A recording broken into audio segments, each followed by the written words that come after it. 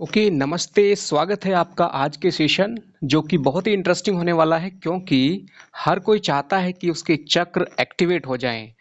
तो ये कहने के लिए बहुत ही इंटरेस्टिंग है, लेकिन आप इतना याद रखें कि कोई एक्टिवेशन का मतलब चमत्कार नहीं होता है। तो फिर भी जितने भी मेरे सेशंस हुए हैं मैं प्रैक्टिकल बातें करता हूँ, सीधी सटीक, साइंटिफिक, लॉजिकल। और अब शुरू करते हैं। नंबर वन, आपका जो सेवन चक्र है ये क्या है?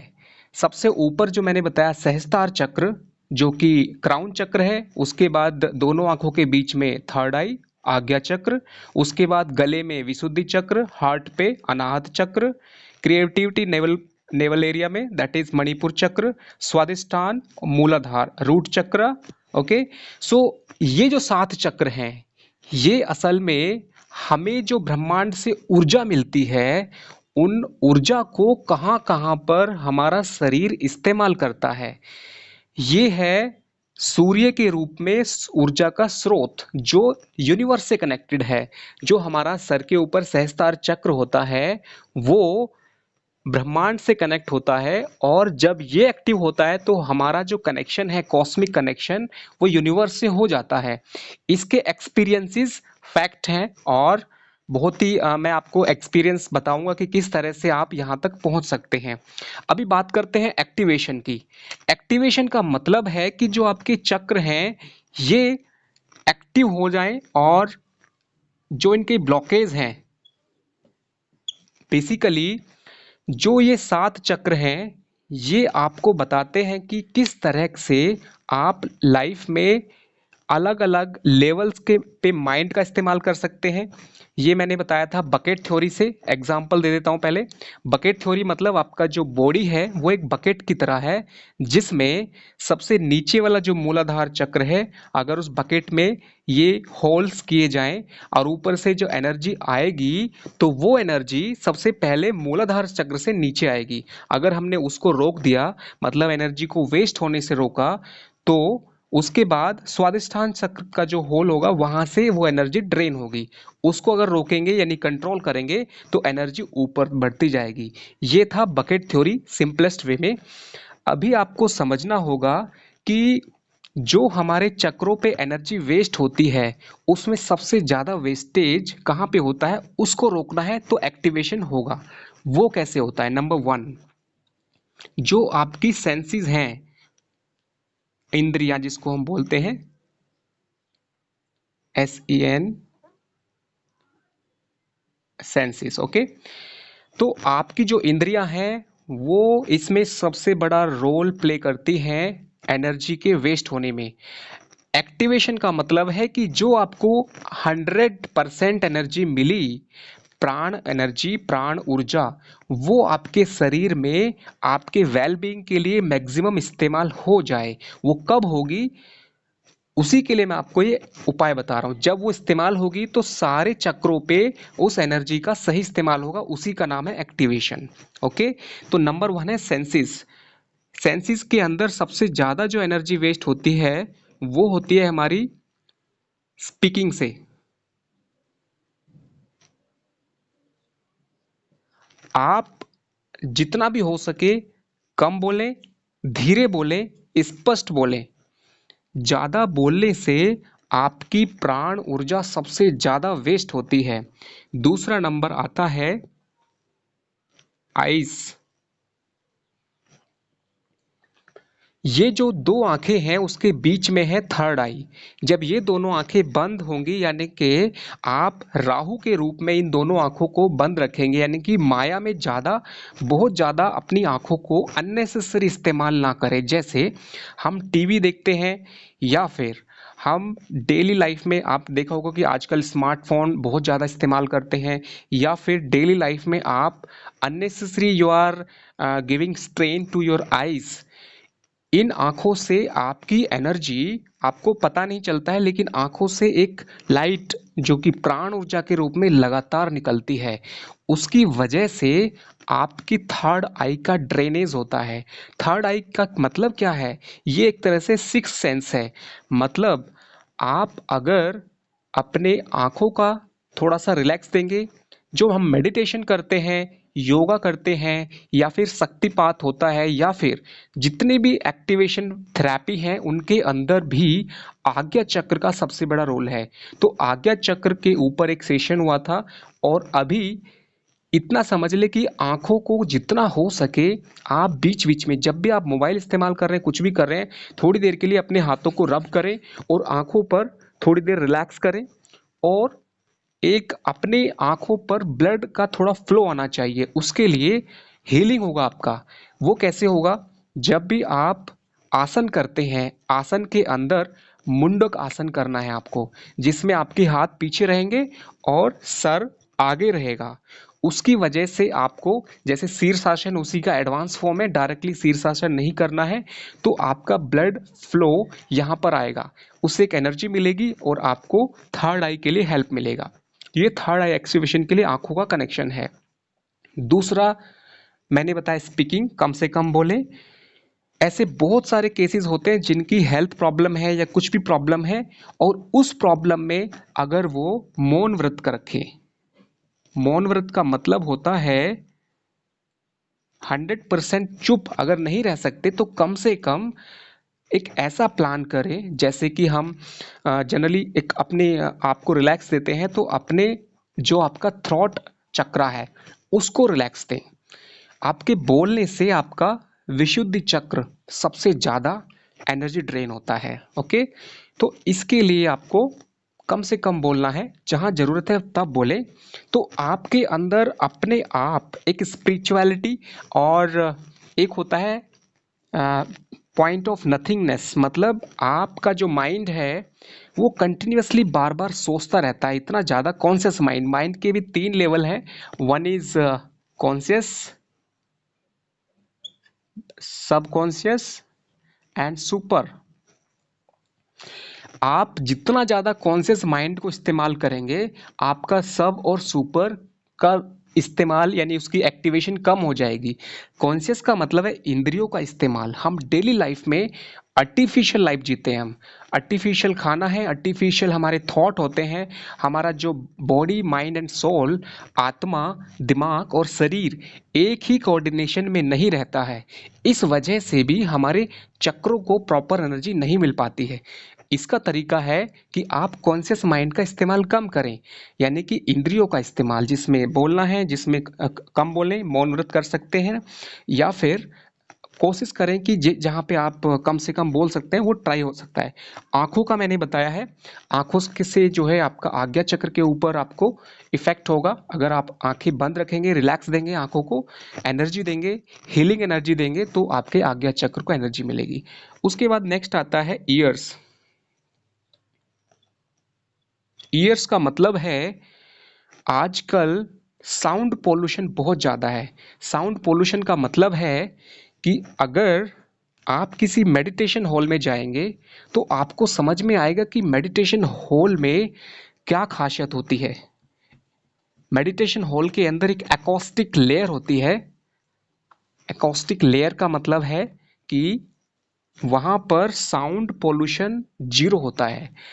यानी कि आप अपने घर पर कर सकते हैं, आपका घर के अंदर कोशिश करें कि टीवी टीवी का जो या तो घर में ना हो, है तो उसका साउंड जो है कम से कम होना चाहिए। साउंड एनर्जी आपके चक्रों को कमजोर करती है। तो कोशिश करें कि आप कम से कम आवाज रखें टीवी का। खुद भी जो बोले हमेशा कम आवाज में बोले, लो टोन। आपने देखा होगा बहुत लोग बहुत हाई टोन में बात करते हैं और बहुत जल्दी जल्दी बोलते हैं, तो समझिए कि उनका जो एनर्जी है कितना वेस्ट हो जाता होगा। ओके, सो आगे बढ़ते हैं कि अपनी आवाज़ को धीमे आपको करना है। मैं जो आपको ये रेमेडीज बताने वाला हूँ ये टोटल 5 सेशन में होंगी। मतलब बहुत सारी रेमेडीज हैं जिनको आप one by one thought process लेके आएंगे और समझेंगे कि ये वाकई में है। मेरा मकसद है कि आप डायरेक्टली रेमेडी करने से पहले उसका कोड समझे, रीजन समझे, उसके पीछे ऐसा क्या है कि ये जो रेमेडी है बताई गई है। कोई भी रेमेडी को सिर्फ इसलिए ना करें क्योंकि आपने बिलीव कर लिया है कि ये बताई गई है। Never believe anything. हमारे जितने भी सेशंस हैं उसके अंदर यही खासियत है कि आपको पहले उसका कोड समझना है सो दैट आप खुश होके और उसको सेटिस्फाई होके उसकी रेमेडीज कर पाएँ। तो उसके बाद आता है नेक्स्ट रेमेडी कि आपको बॉडी हीलिंग के लिए, ओके, ये मैंने एक एकॉस्टिक का बता चुका हूँ। एकॉस्टिक का मतलब क्या होता है कि जो आपका घर होता है उसके अंदर जो साउंड पोल्यूशन होता है उसको दूर करने के लिए, अगर आपके घर में अच्छा है पहले से तो ठीक है, अदरवाइज यहाँ पर एक लेयर आती है। आपने देखा होगा कि एक जो नया घर होता है जो खाली होता है तो उसमें आवाज़ इको करती है, बट अगर उसमें सामान रख देते हैं तो आवाज़ इको नहीं करती है। इसी कंसेप्ट को और अगर बढ़ाएं तो दीवारों पर आप एक एकॉस्टिक लेयर लगवा सकते हैं। आप इस चीज़ को सर्च करें एंड फाइंड आउट करें कि घर में जितना ज़्यादा पीस रहेगा आपके चक्रों को एक्टिवेशन में मदद मिलेगी। और ये साउंड का कनेक्शन जुपिटर से होता है, बृहस्पति से। आप अगर एक पीसफुल एनवायरनमेंट में रहते हैं तो आपका गुरु बृहस्पति स्ट्रांग होता है। और गुरु का मतलब क्या है, ये लक फैक्टर है। ये आपका एक्चुअली सिक्स सेंस से ऊपर एनर्जी मिलती है इससे। मतलब आपका जो कॉमन सेंस है, आपका जो थॉट प्रोसेस है वो बहुत स्ट्रांग हो जाता है। इसको भी आप एक्टिवेशन की कैटेगरी में समझ पाएंगे कि अगर आपका एनवायरनमेंट में बहुत कम साउंड है। नेक्स्ट आता है नर्वस सिस्टम। जो आपका नर्वस सिस्टम है आप उसको कोशिश करें कि उसको डिस्टर्ब ना करें। नर्वस सिस्टम होता है मर्क्यूरी। नर्वस सिस्टम डिस्टर्ब होने का मतलब क्या है, आप खाने पीने की चीज़ों में ज़्यादा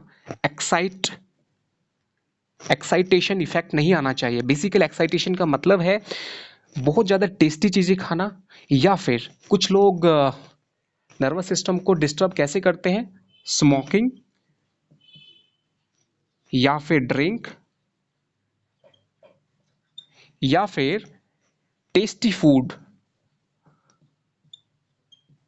जो टेस्टी फूड का मतलब क्या है, बेसिकली इस फूड को आप टेस्टी ना कहकर स्पाइसी बोल सकते हैं। बहुत ज़्यादा स्पाइसी जो होता है वो हमारे नर्वस सिस्टम पर इफ़ेक्ट करता है, और किसी भी तरह का ऐसा खाना हमारी प्राण ऊर्जा को वेस्ट करता है। आप हमेशा कोशिश करें कि खाने के मामले में कुछ टिप्स को फॉलो करें। मैं अभी आपको कुछ ऐसे टिप्स बताने वाला हूँ। आपका जो एक्टिवेशन है ये 3 लेवल पे बताया जाएगा आने वाले सेशन में। सबसे ऊपर सोल एक्टिवेशन, सोल लेवल पे आपको कुछ रेमेडीज होंगी। एक माइंड लेवल पे आपको रेमेडीज करना है, एक बॉडी लेवल पे। माइंड लेवल पे मतलब आयुर्वेद को फॉलो करना है, नेचुरोपैथी को फॉलो करना है, और किचन में आपको जितना भी हो सके ऐसी चीज़ें इस्तेमाल करनी है जो आपके हेल्थ के लिए अच्छी हैं। माइंड लेवल पे आपको अपने बिहेवियर के अंदर अपने समझिए कि डेली प्रैक्टिस आप बुक रीडिंग करना है आपको। माइंड लेवल पे आप क्या कर सकते हैं, तो मैं इसको हटा देता हूँ, उसके बाद आपको पहले बॉडी लेवल पे बताता हूँ। बॉडी लेवल पे आप क्या कर सकते हैं, नंबर 1, 16 आवर्स फास्ट। इसका मतलब जरूरी नहीं कि 16 से स्टार्ट करें। आप इतना समझे कि शाम को डिनर हमेशा 7 PM करें और अगला सुबह 11 AM को नेक्स्ट खाना खाएं। उससे पहले का जो टाइम है यानी कि सुबह 7, 8, 9 बजे तक, यानी 10, जब भी आपको फर्स्ट खाना खाना है उससे पहले ओनली फ्रूट्स खाने हैं आपको। आपके भोजन में, खाने में अगर फर्स्ट फूड अगर फ्रूट्स है तो आपकी बॉडी की हीलिंग होगी, प्राण ऊर्जा आपकी बचेगी, वो आपके चक्रों को एक्टिवेट होने में काम आएगी। First food should always be fruits. Next thing is 11 hours fast का मीनिंग क्या है कि आपकी बॉडी के अंदर जब रिलैक्स मिलता है तो जो हीलिंग एनर्जी है वो अपना काम करती है, जिसको हम बोल सकते हैं रिपेयर करती है। अगर आप 16 आवर्स का फास्ट रखेंगे, आपकी बॉडी का हीलिंग होगा। जो प्राण ऊर्जा ऊपर से आती है, आपकी ग्लैंड्स जो हैं बॉडी की, ये सारे जो चक्र हैं ये असल में ग्लैंड्स हैं। ये सभी ग्लैंड्स पर आपके सभी ग्लैंड्स अच्छे से फंक्शन करेंगे बिकॉज उनको रिलैक्स मिला है। आप खुद सोचिए कि आप जैसे खुद रिलैक्स चाहते हैं, आपकी बॉडी भी रिलैक्स चाहती है, लेकिन हम उस लेवल पे नहीं सोचते हैं।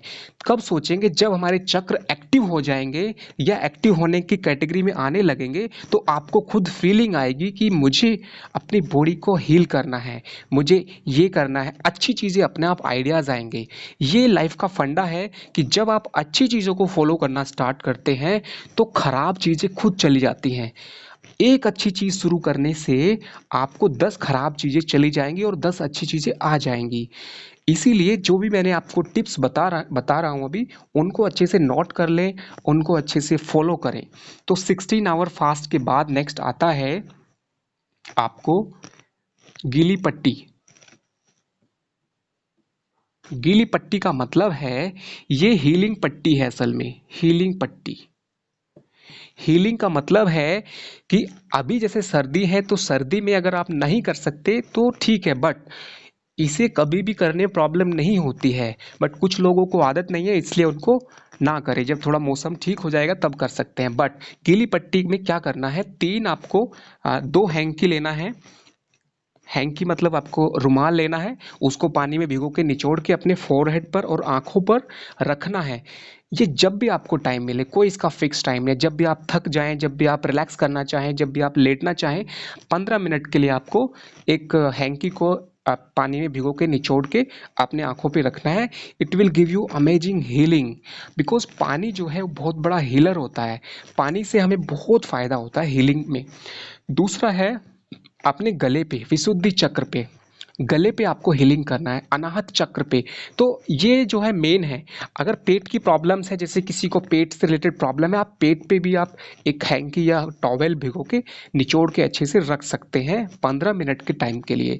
ये एक बहुत बड़ा हीलिंग थेरेपी है। इसको डिटेल में और अच्छे से बाद में बताएंगे, बट अपना याद रखें। ओके, अगला पॉइंट है जो आपका खाने में आप सेंधा नमक, यानी कि जो नॉर्मल नमक है, साल्ट है, दैट इज़ वेरी डेंजरस। वो आपके प्राण ऊर्जा को वेस्ट कर देता है। सेंधा नमक इज़ मोर प्योर। ज़्यादातर लोग हमारे मीन्स नॉर्थ इंडिया में, साउथ इंडिया में भी मीन्स फास्ट जब रखते हैं तो ओनली व्रत में इसको खाते हैं, क्योंकि ये प्योरिटी वाला नमक है। बट इसको आप डेली लाइफ में इस्तेमाल करें, बिकॉज डेली लाइफ में आप जो चीज़ें इस्तेमाल करते हैं वो हमें लाइफ में सबसे ज़्यादा असर डालती हैं। तो डेली लाइफ की चीज़ों को तो ज़रूर आपको ध्यान देना है। तो सादा नमक ना खाएं, आयोडीन और सादा ये सब बेकार है, इनको सीधे सीधे आप सेंधा नमक इस्तेमाल करें। उसके बाद आता है चीनी। ये जो चीनी होती है, ये एक तरह से एक्साइटेशन वाला मटेरियल है, जो आपके सेंसेस को बहुत ज़्यादा डिस्टर्ब कर देता है, एक झटका देता है। जैसे कि समझिए कि आपके कार का इंजन है, उस पर लोड आता है अचानक से, तो चीनी is something like a heavy load on your body. तो इसको इस्तेमाल कभी ना करें। इसके बजाय आप गुड़, जागरी जिसको बोलते हैं, उसका इस्तेमाल करें। और गुड़ के अंदर भी मैं आपको बताना चाहूँगा कि नकली गुड़ मिलता है। लोग समझिए कि नकली चीनी खरीदते हैं सस्ती, उसमें कुछ गुड़ मिला के और गुड़ बना के बेच देते हैं।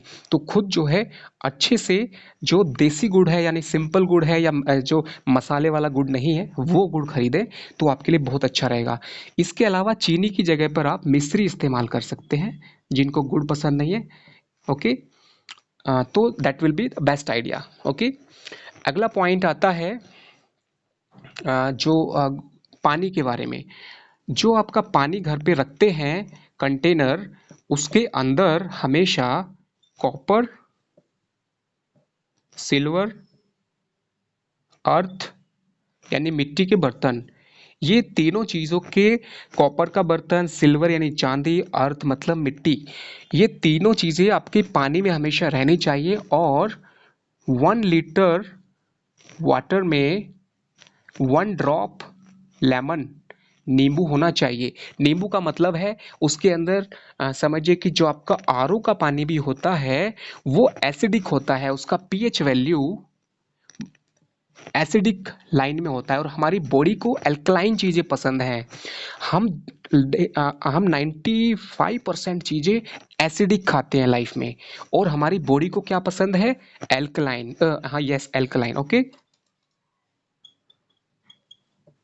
एल्कलाइन चीज़ें हमारी बॉडी को पसंद है, जैसे कि फ्रूट्स हैं पानी के अंदर, अगर जैसे कि लेमन होता है, नींबू, वो कहने के लिए एसिड है, लेकिन उसकी खासियत क्या है कि जब हम उसे पानी में डालते हैं या उसको कंज्यूम करते हो तो lemon gives us alkaline effect. Okay, तो ये मैंने जो टिप्स बताया, every tip itself is a very big tip, आप उनको नोट कर लेना। ओके, उसके बाद नेक्स्ट आता है कि आपने आपकी जो जैसे ही मीन्स मोस्टली ट्राई करें कि नॉन वेज स्पेशली जो है, और आ, आ, या फिर जो एग्स होते हैं, या फिर दाल, यानी हैवी प्रोटीन।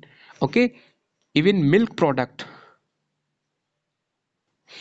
अगर जितनी मैंने चीज़ें बताई हैं, आप सिर्फ 3 मंथ करना है आपको, ये सोच के कि ठीक है हम 3 मंथ के लिए सब कुछ अच्छे से करते हैं। नॉन वेज नहीं करना बिल्कुल, एग्स नहीं, दाल नहीं, एंड मिल्क प्रोडक्ट नहीं। ये सारी चीज़ें after the age of 35 specially, क्योंकि इस फील्ड में ज़्यादातर लोग 35 एज के बाद के ही होते हैं। क्यों? क्योंकि इतना लेवल पे सोचते कौन है? जो स्टूडेंट्स हैं वो जल्दी से इस लेवल पे नहीं सोचेंगे, इसीलिए ज़्यादातर लोग 35 एज के बाद वाले होते हैं जो इस कोर्स को करते हैं या फिर समझते हैं। तो इसके लिए मैंने बताया है कि आप ये आइडियाज़, ये जो टिप्स हैं, रेमेडीज़ हैं, इनको फॉलो करें, and it will help you to activate your chakra. Chakra activation में आपको सबसे इम्पोर्टेंट फैक्टर क्या है? आपका बॉडी जो है एकदम यंग रहेगा, you will feel energetic like a child, एक बचपना रहेगा आपके अंदर, आपके चेहरे पर एक खुशी रहेगी, ग्लैमर रहेगा, एक आपको एनर्जी फील होगी। ओके, हर एक चक्र पर आपको फायदा होगा। जैसे स्वादिष्टान पे आप बहुत इंटरेस्ट लेंगे, आप आराम से नहीं बैठना पसंद करेंगे, आप कुछ ना कुछ करना चाहेंगे। मणिपुर पे आपके अंदर क्रिएटिविटी आएगी। अनाहत पे आपको बहुत ज़्यादा होल हार्टेडनेस, मतलब you will feel very good pleasure. विशुद्धि पे आपके शब्दों में बहुत ताकत होगी। और आज्ञा चक्र पे आपकी इंट्यूशन पावर, आप चीज़ों को समझ जाएंगे कि किसी चीज़ के पीछे का क्या कारण है, डिसीजन मेकिंग। और इसके ऊपर आपका जो कनेक्शन है, वननेस है, वो ईजिली सबसे हर चीज़ से हो जाएगा, मतलब एक ब्लेसिंग एनर्जी आपके अंदर आ जाएगी। तो ये मैंने एक लाइन में फटाफट बताया है, बट इसको डिटेल में मैं ऑलरेडी कुछ बता चुका हूँ। आने वाले टाइम में बताऊंगा कि एक्टिवेशन होने का फ़ायदा क्या है। ओके, तो रेमेडीज़ मैंने बताई हैं, वो आपने लिखी है। और नेक्स्ट रेमेडी आती है, अगर आप कर सके समटाइम्स, पहले स्टार्ट करना है कुछ टाइम से। एक होता है ज़मीन पर सोना। ये मैंने किस लिए बताया है? जो आपका मूलाधार चक्र है वो अर्थ एलिमेंट है। आपकी बॉडी को जो हीलिंग मिलती है वो सबसे ज़्यादा जमीन से मिलती है। ये एक ऑप्शन है, आप इसे कंपल्सरी ना करें। अगर आपके पास अच्छा ऑप्शन है तो आप कर सकते हैं, अपना बैड जमीन पर लगाएं and you will feel lot of energy. Okay, this is one remedy to help you in activation of chakra. Okay, next is, मैंने एक बताया था कि आप हमेशा डेली बुक रीडिंग का एक लाइफ में,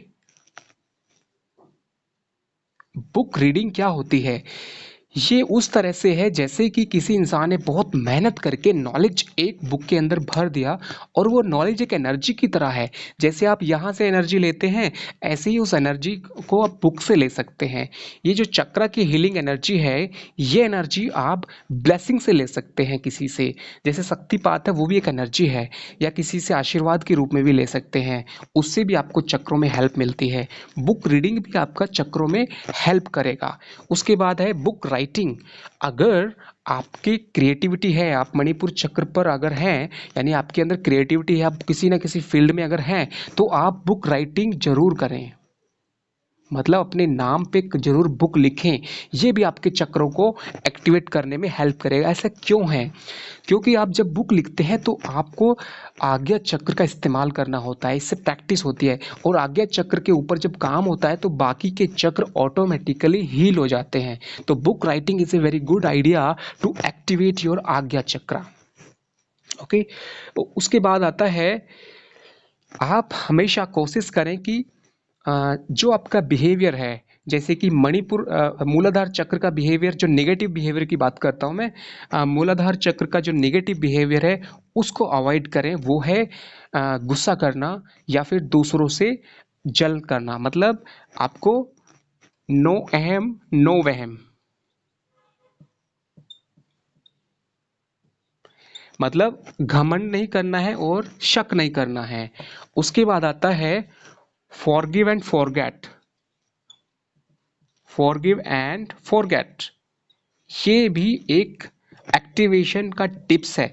आप जितना ज़्यादा फॉरगिव करने की भावना रखेंगे, माफ़ करने की, और फॉरगेट मतलब भूलने की, तो आपके जो आज्ञा चक्र है उसके ऊपर लोड नहीं रहेगा। It will give lot of energy and it will clear the prana energy to other chakra and it will help you to boost up. Okay, forget मतलब भूल जाना, फॉरगिव मतलब माफ़ कर देना। ये दोनों बहुत अच्छा, इसके ऊपर बहुत सारे लेक्चर्स हो सकते हैं, बट मैंने शॉर्टकट में आपको बताया है। ओके, एंड उसके बाद आता है